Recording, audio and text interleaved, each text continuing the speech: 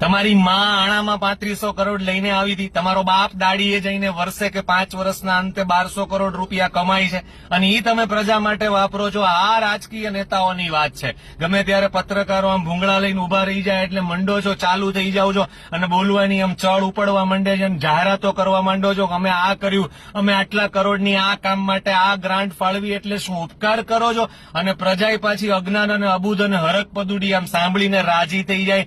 અરે બોલતા શીખો. પેલા નેતા ભલે તમે બની ગયા, તમે એમ બોલો કે જે પ્રજાની પરસેવાની કાળી મજૂરીની કમાણી ટેક્સ, વેરા અને વિવિધ માધ્યમોથી અમારા પાસે આવી, તમે અમારા ઉપર વિશ્વાસ મૂક્યો અને ઈ પૈસાને અમે યોગ્ય જગ્યાએ ફાળવવામાં નિમિત્ત બનવાની અમને તક મળી. એ બદલ અમે તમારા આભારી છીએ. આમ બોલતા શીખો.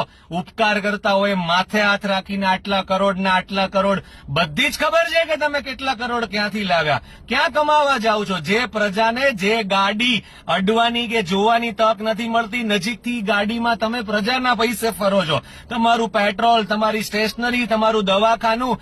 અરે તમે અમારા ભરોસે જીવો છો અને અમારા પૈસે જીવો છો. તમારાથી મોટો તો ભિખારી બીજો કોઈ ના હોઈ શકે.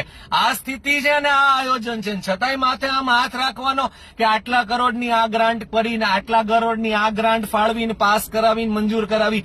ખાડા પડે ત્યારે એક